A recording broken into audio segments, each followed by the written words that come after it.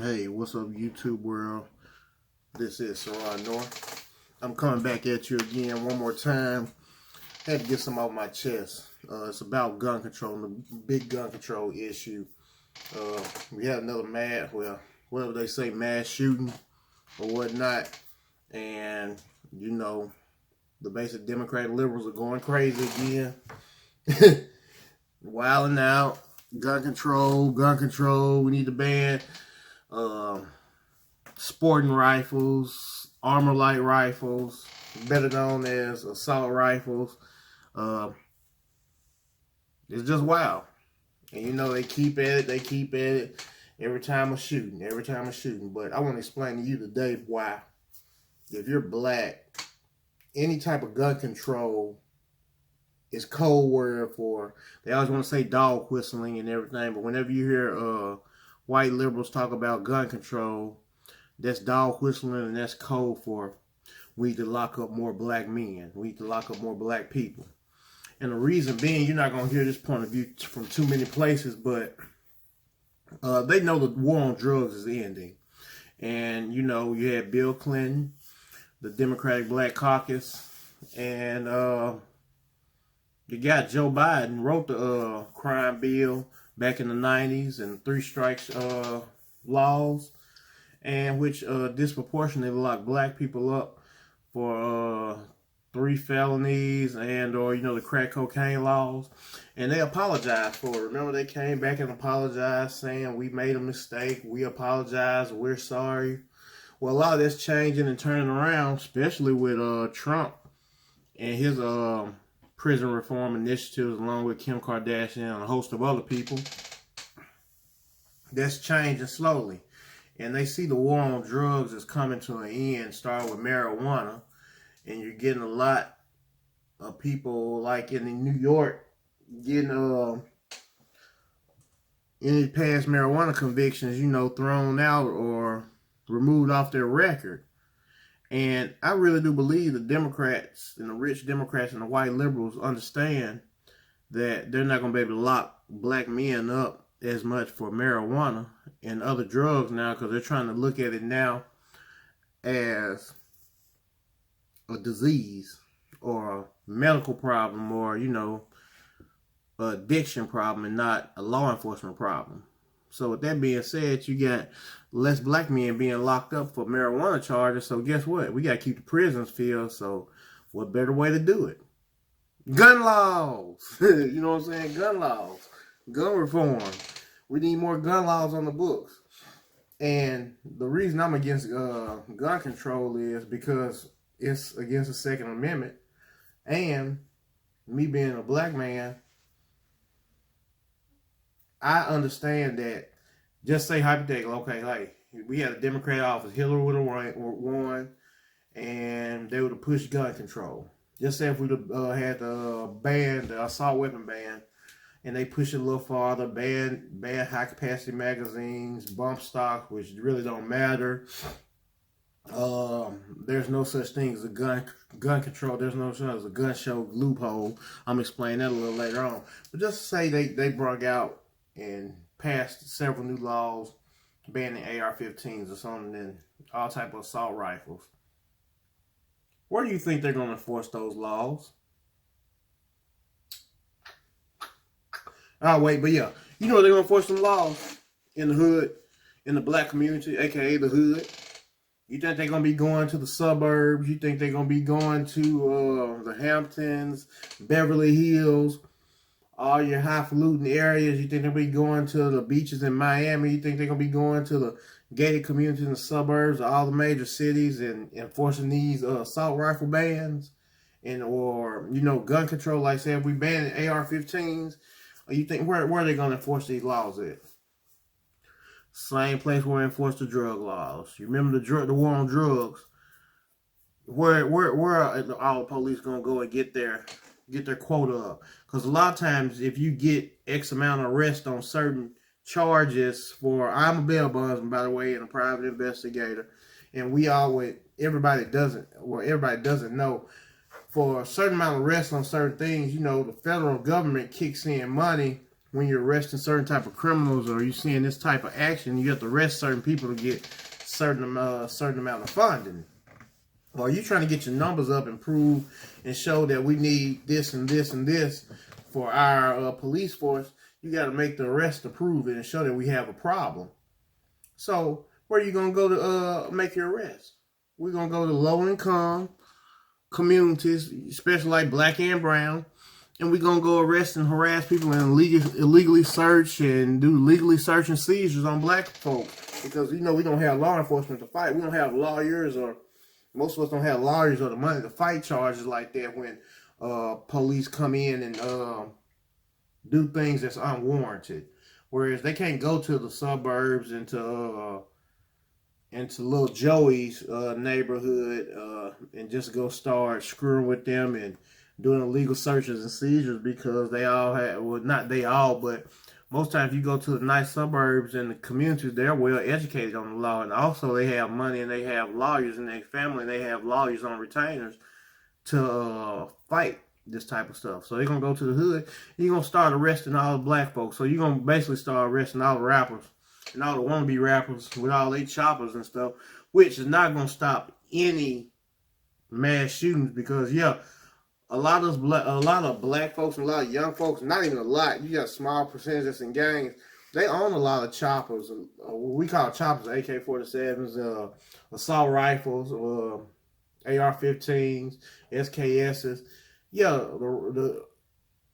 The street dudes and the quote unquote gangsters, they do own a lot of those weapons and artillery, but they don't use them against they really don't use them against the public. They use it on the little beefs they got at rivalries, and most time you see them pull a chopper out is like when they in a drive-by or something, or just some big event where they finna just go try to lay certain groups down. They just don't spray up no hoods or spray up no communities. And when that happens, we all know when black people spray up a neighborhood, they might shoot 15 people, but only 2 gonna get killed, maybe 3. You know what I'm saying? Because I don't know why, but they just shoot. They shoot up, but don't too many people get killed. But 1 or 2 get killed. You got the hood and the gangsters. All they killings are pretty much done by handguns. So if you ban AR-15s and you ban them, you're not gonna stop nothing, because there's a surplus of them out here. You better get them on the black market. So we won't do mass shootings. They still gonna do mass shootings, and the only thing they're doing is arresting more black people and putting them in jail. That's the only thing that's gonna happen. Because the white boys, they're gonna be smart enough to hide theirs and put theirs up, and they're gonna have them on deck. They're gonna have them buried places. They're gonna have disassembled and broken down, and you'll never ever find them. They're probably gonna be making them too, especially with the 4D printers they got now. So when they talk about new gun control laws, they're going to enforce them in the black communities. So that means we're going to lock up more black people. That's one point. Second point, I made that real quickly. Banning AR-15s, you're not going to take from no white people. You're just not. You're going to take from black people. You're still going to have mass shootings, because you're not going to take them from white people. We know it's not going to happen, because the majority of the police force in the United States, I think it's over 7% white. They're not going to go to their people and take their guns from them. That's their people. I understand that. They're going to go where it's easy, and that's the black community. 2, we can look at it from a pro-black militant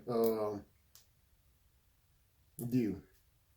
How do you call yourself so pro-black, and I hate the white man, Trump is racist, 45 is racist, Orange Man racist, KKK hiding behind every tree, Trump is emboldening all the white supremacists, they're shooting us without consequence up and down the streets every day, the white man is the devil, he's just so bad. And then you got Democrats coming and tell you, white Democrats and black Democrats too, we need you to give up your gun because the white man is racist. So we need you to give up your gun. We know they killing y'all. They shooting y'all out in the streets like dogs. unjustifiably shooting. They just shooting all black people. You know, we can't trust no police, and you gotta be scared for your life whenever police pull you over. And they tell you solution to that is to give up your guns. Give up your guns. And like I said, the police force, white people make up like over 70% of all the police force. So you tell me we're going to ban assault rifles, so only all the so-called racists have the guns now. And guess what they're going to do if a shit hits the fan scenario happens? They're going to make sure they got guns and ammo and assault rifles and ammo for them and their buddies. It's only logical. And guess who's going to be left without the guns and the assault rifles and the ammunition to go with it? Black people, because we only make up like around 20% of the police force. So we're going to be outnumbered already again. So make that make sense. We live in a racist society. We can't live and breathe, and we're just under oppression. And we got the right to own guns, but we want Democrats to tell us to give them up. Because we live in a racist society. What type, I mean, you use logic. What type of sense does that make? Like, that's what I don't understand. That's the main reason you need to walk away from the Democratic Party. Because all of their policies, I'm going to just stick to gun control, they negatively impact the black community. Third point. Just say you're a black man, or black woman, or black family, and you want to move into a neighborhood that's not necessarily quote-unquote good, in the black community, you want to go back into your neighborhood and make a change, and you want to rebuild, and you want to say, I want to prove a point, I'm going to buy this house right there, and I'm going to raise my family there, because, hey, I can get this big house for cheap. It's my people, and I should be able to live with my people, and I want to give back to my community. We all know, if you're a black man, you move back to your community, you doing something like that, you go buy a big, nice house in the hood. Most of the time, you're going to get jealous. The jealous hood folks, they're going to be the ones that break in your house and try to rob you and vandalize your car and steal your car when you're not there or while you're there. That's the ones going to do it. You can have a white person come into the hood and gentrify it. It'd be one person. They'll come right there in the hood and won't nobody mess with them. As long as they ain't doing drugs and trying to hang out, you know, and do dumb stuff. Black folks won't mess with them white people that move into the neighborhood. They'll leave them alone. They'll be out there jogging at 3 or 4 o'clock in the morning when nobody touch them. They'll be walking their dog when nobody touch them. But if you're the guy or a black person, you move into the hood, just say you buy a big nice house and build right there in the hood. You'll be cool with them until you cross them. Until they ask you for a couple dollars or something, or the first time you say you can't borrow my lawnmower or my weed eater or my leaf blower. And the first time you do that and you piss them off, then they're going to be trying to break in your house and steal your cars and break in your storage house and do all that type of dumb stuff. So when you tell them they can't own guns, now they can't protect themselves. And then they're going to get ran out the hood when they was trying to rebuild the hood. And you got to have, guns just make society a lot politer. It just only makes sense. Like I said, black folks don't do mass shootings. So how is bad ARs going to help? When we know they're not going to take them and it's not going to affect the white community because, like I said, they got them stockpiled up. You know what I'm saying? And you think they ain't. If you start banning them, you think they ain't going to be making them underground? They got the money and the resources and the tenacity to do it because they want to do it. You know how many gun shops they probably gave you with all these 4D printers? You think they ain't going to make them? You're out your mind. So, this whole gun control crap is ridiculous. Like I said again, I'm going to reiterate. Gun control is code word for we need to lock black men up, especially black people, but black men. The war on drugs with the weed is over with. So I know they're going to be lacking. They're missing a statistic or quota where they used to getting X amount of people locked up for marijuana. and then piggybacking that on top of other things like, so if marijuana is legal so many places, so now what a lot of people don't understand, what's called like in Arkansas class Y felony, and that's probably in every state. Whenever you have, it's cool to have. Well, it's not cool, but it's one thing just to get caught with some drugs, or it's one thing just to get caught with a gun. It's unless you're in New York or one of these anti-Second Amendment says, like, as long as you're not like in California, New York, Washington D.C., and you're like in the South, especially in the South, you can get caught with a gun all day, as long as you don't have no drugs with it. Or you can get caught with the drugs as long as you have no gun with it.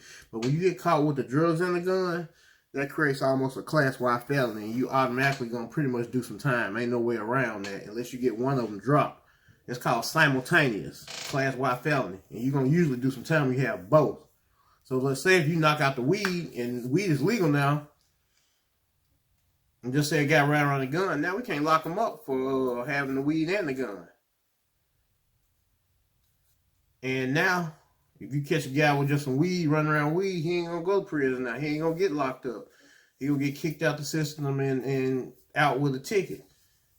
That's hurting. I'm knowing that's hurting the profits of some of these private prisons, because they used to getting X amount of guys. They got statistics. I haven't looked them up, but they got X amount of guys that go to prison for weed or just trafficking a little weed. And so they got to find something to replace that.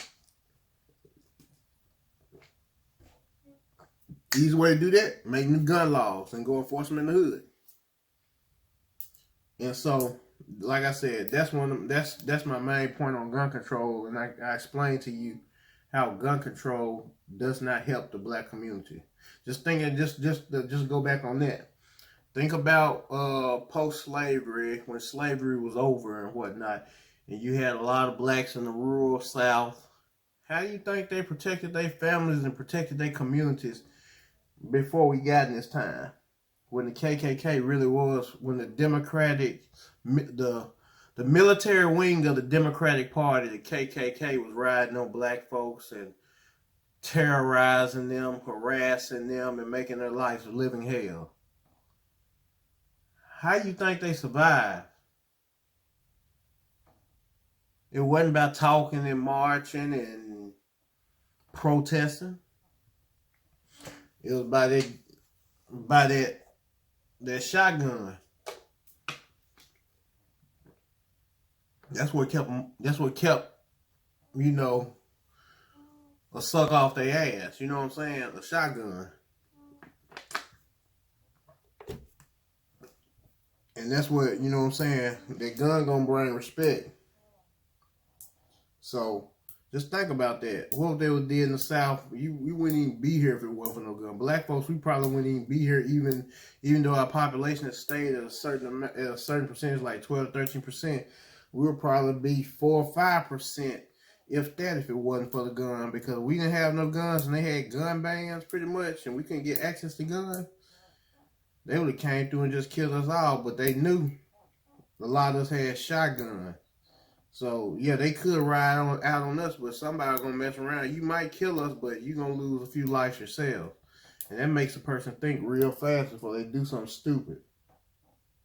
So, yeah, like I said, I'm a licensed bail bondsman and a private investigator.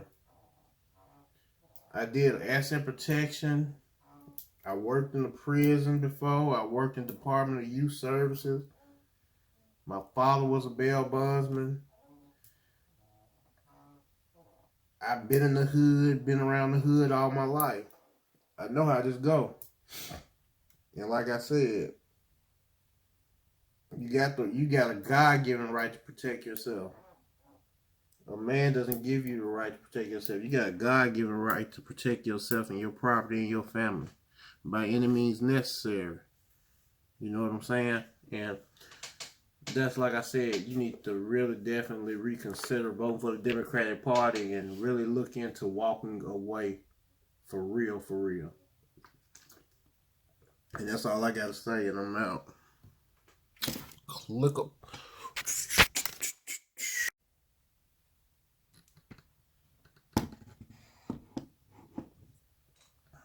Oh, yeah.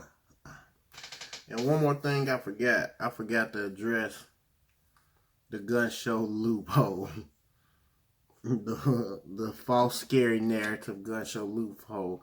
I gotta deconstruct this one right quick. So if you're not from the South, or you're not somewhere where you're familiar with the gun show loop, well, the fake news gun show loophole, there's no such thing as a gun show loophole. I've been to several gun shows in my life. I bought guns at gun shows. There's no such thing as a gun show loophole. If you're at a gun show and you have dealers there, you go through the same background checks that everybody else does. It's no different. Everybody has to go through the background check. Now, what does happen is you have people that come there and they know it's other people that want to buy guns. And if you got a gun there, you might be walking around, it's like, say, hey, I'm trying to get off my my Glock 40. I don't want it no more for whatever reason, or I want to sell it and get me another gun. I'll bring my Glock 40 to the gun show, and I'll have it, and I'll be like, say, Glock 40 for sale. Or I might have a little tag or sticker or something, or I might just be walking around with it. You walk around with your hip, and somebody make an offer for it, and you sell it. That's perfectly legal. But we don't have to go to a gun show to do that. I bought a gun. I bought two guns. I was probably in my early 20s, and I was legal age. I was probably about 25, 26. And my homeboy's white guy. We went homeboys, but we co-workers, and we talked all the time, you know, because we worked together.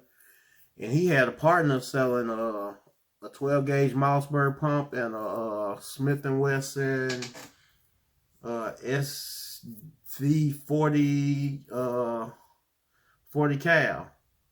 I'm like, oh, for real? He's selling for how much? And I paid the low for it. And they were both practically brand new. Got the boxes to them and everything.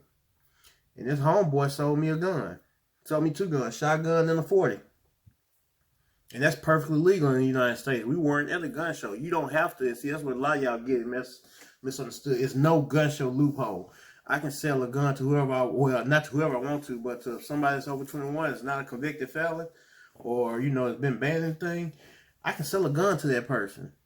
And I let people know up front all the time. I write a receipt out, so if I buy a gun, I'm going to get a receipt. If I sell you a gun, I'm going to write you a receipt, and I'm going to check your ID. So if I buy a gun, I sell a gun to somebody, even if it's my friend, I get their ID, and I make sure it's who they say they are, and I tell them, when I sell you this gun, now, hey, if something happened and you go out here and do something with this gun, and it comes back to me because I bought it from a legit place, and they reach serial numbers and found out I was the last owner, you go out here and do something stupid with this gun, I'm telling the police who I bought the gun from. There's no questions around. There's no ifs, ands, or buts about that. Likewise, if I go and purchase a gun from somebody and I know that, you know, and I'm not going to buy no gun just from no stranger I don't know. It's usually somebody that you know. If I buy a gun, but I always say it, and I might be joking with my homeboy, hey, is this a hot gun or something, and I buy it from you, and it turns out to be hot, trust me, I ain't telling the police on you. I am telling. I'm not snitching. I'm going to tell on you. I'm going to give them all your information. Be like, I bought this from so-and-so on this day at this time, and here's my receipt. Because I'm going to make you write me out a receipt. I'm going to bring your receipt book with me, and I'm going to make sure, even though you my homeboy, I'm going to make sure I see your license. I'm going to make sure your name and stuff correct. So in the event I do buy something hot, I'm going to tell on you. And then you're going to have to figure out what happened and why you got a hot gun. So that's just to dispel the gun show loophole myth, because there is none. You are legally allowed to, especially like, you know, to sell a gun to somebody else, as long as you knowingly know they're not a felon and you know they're not underage. And if you know that, you know, if they're not a felon, anything like that, you can sell them folks a gun. I've bought and sold guns all my life to friends and people I know, and I done trade, you know, did stuff, you know, with friends. Like, I'm a bail bondsman, a private investigator. I done bought guns from other guys that's military vets, did 10 years in the military. Both law-abiding citizens, non-felons, never been criminals in their whole life, work good jobs. There's no reason why people like us shouldn't be able to buy and sell guns. Just like you want to pass a gun down. No reason you shouldn't be able to do that. There's no such thing as a gun hole loophole. I just had to add that in. I forgot to add that in. Peace out, y'all.